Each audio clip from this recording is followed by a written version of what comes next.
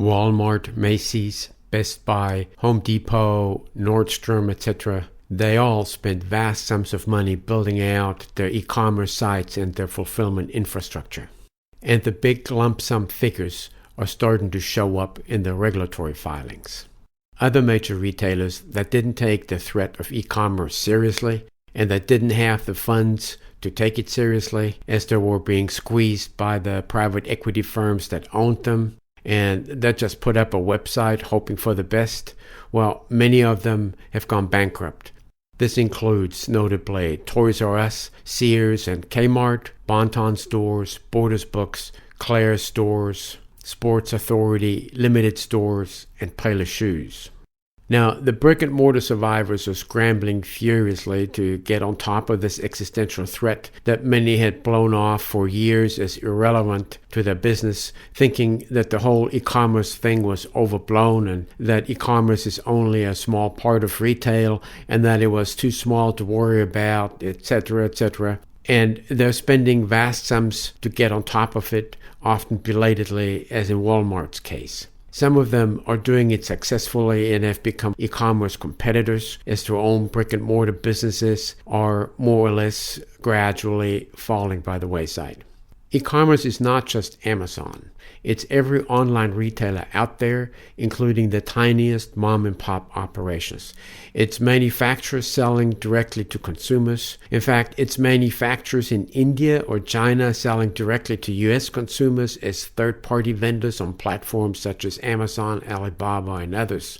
The entire world is trying to sell directly to U.S. consumers, bypassing classic middlemen, distribution channels, importers, and of course, brick-and-mortar retailers.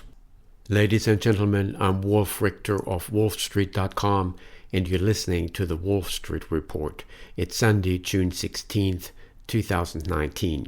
How much are brick-and-mortar retailers spending in order to catch up with Amazon and others that have gotten ahead of them in the e-commerce game? For example, Walmart disclosed that at the end of its fiscal year, it had 33 dedicated e-commerce fulfillment centers around the country. That's nearly double from a year earlier when it had 17.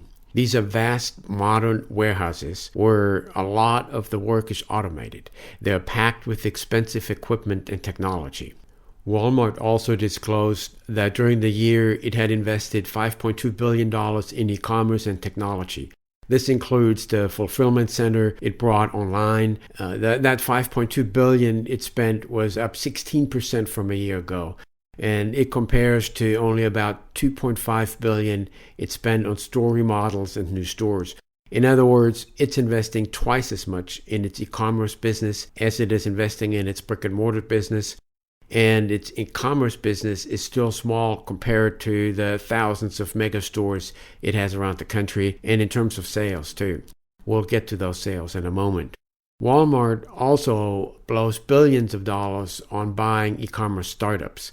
The most it ever spent on a single startup was $3.3 billion for Jet.com in 2016, a small outfit at the time that had been selling stuff for only about a year.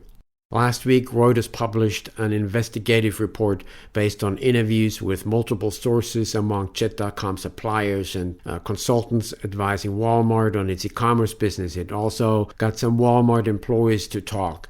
So the report showed how Walmart has been quietly dismantling Jet.com as an entity and has been absorbing its people into Walmart.com as sales at Jet.com had fallen and never reached the promised goals.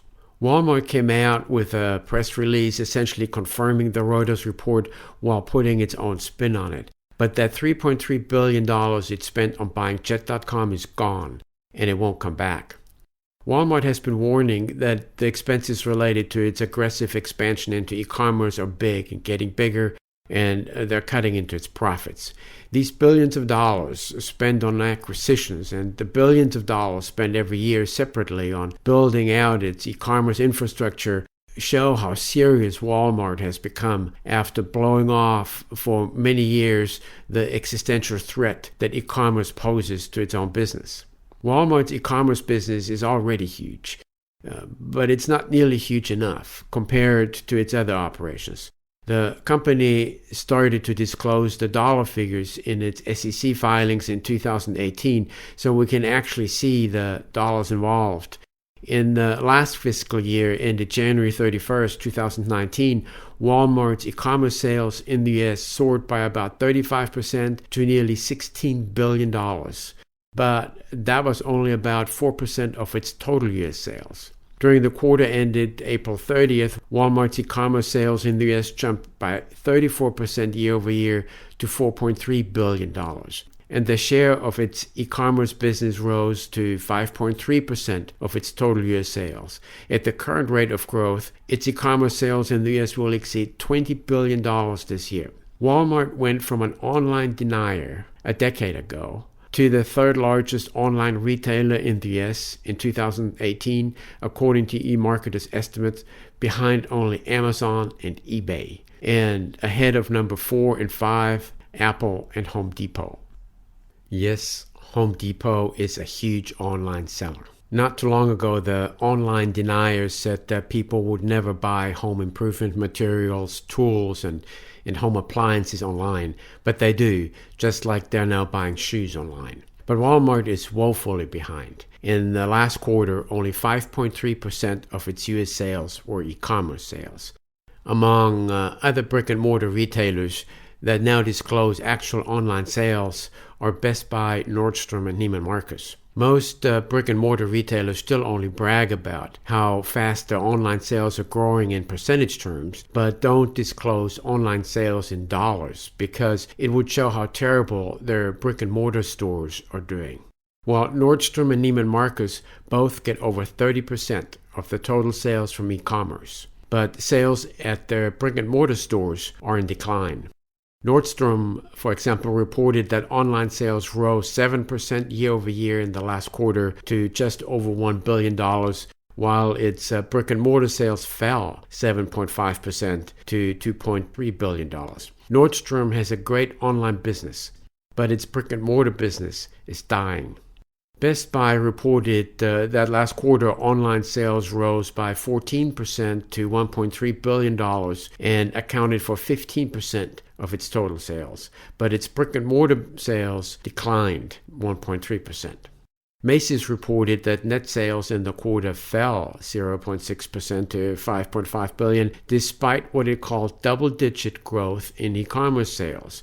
It still does not disclose actual online sales, but it doesn't take a genius to figure out when overall sales decline while digital sales are soaring, just how bad business must be at its ever-shrinking number of brick-and-mortar stores. For many years, Walmart had decided that it, as America's largest retailer with thousands of mega stores around the country, won't be threatened by e-commerce. Americans like to go to the store, the thinking went, they'd never buy shoes, food, clothing, or toys online. Walmart's initial response was to try to kill the Amazon subsidy, the quirk in the law that allowed Amazon and other online retailers to sell merchandise across the United States without collecting sales taxes, while Walmart had to collect sales taxes, including on its online sales in all states where it had stores, and it has stores everywhere. So Walmart teamed up with states that needed the sales tax revenues. In 2012, California became the first big state that compelled Amazon to collect sales taxes. In a rapid-fire sequence, other states followed. By 2017, Amazon collected sales taxes in all 45 states that have statewide sales taxes and in Washington, D.C.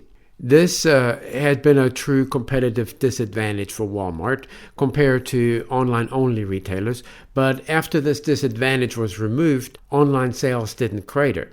On the contrary, they continued to boom, and some of those sales came out of Walmart's hide, and its brick-and-mortar sales stalled. So Walmart started throwing more money around, and billions of dollars every year, on acquisitions in the e-commerce space and on investment in its own technologies and infrastructure, for a simple reason: to stay relevant and to remain the largest retailer in the U.S. It has been hit and miss, as the Jet.com acquisition shows. But the threat is larger and wider and involves the entire world. Manufacturers in China, India, and other places are selling directly to U.S. consumers by having set up shop as third-party vendors on platforms such as Amazon, Alibaba, and many smaller ones, thereby going around U.S. retailers. For example, in 2017, we bought the best set of cotton sheets we've ever bought. We got it online from the manufacturer in India that was a third-party vendor on Amazon. We paid $80 for a 4-piece king set with free shipping. The last time we'd bought sheets, before then, we'd bought cotton sheets also made in India at Nordstrom Rack, and we'd paid $250 for the set. Or the other day, I drove to the nearest surviving sporting goods store to buy some defogger for my swimming goggles. The closest store had already shut down a few years ago, so this store is a good distance away. In the past, the store carried 2 types of defogger. One that I buy, made by a small U.S. company, and another one by a big-name company that dominates swimming gear. I had tried the big-name defogger and I didn't like it. But when I got to the store after fighting San Francisco weekend tourist rush hour traffic, I found out they don't carry my brand anymore. They only carry the big-name defogger, and I'd wasted time and gasoline. Back home, I ordered 3 bottles online directly from the small manufacturer in the U.S. off their e-commerce site. It arrived in my mailbox a few days later. This is what retailers have to contend with. Anyone can now sell the merchandise directly online. The competition is everywhere. It's not just Amazon or Walmart or Macy's. E-commerce and the globalization of retail that e-commerce makes possible have crushed old distribution channels, middlemen, and local retailers by going around them. They have crushed large retailers in the U.S., such as Sears, Kmart, Toys R Us, Payless Shoes, and Bon-Ton stores. They have crushed prices and margins because comparison shopping online is the easiest thing in the world, and consumers can buy from anyone, anywhere. It has opened the door to small manufacturers to sell directly to consumers via their own sites or as third-party vendors on other platforms, if they choose to get smart about this. This is a historic change in how retail is happening, and it's just the beginning of it. Classic brick-and-mortar retailers will have to get on top of it in an all-out effort, even the biggest of the biggies, Walmart, or they will eventually be counted among the retailers like Sears, that were obviated by events. Ladies and gentlemen, I'm Wolf Richter of WOLFSTREET.com. Thank you for listening to the Wolf Street Report.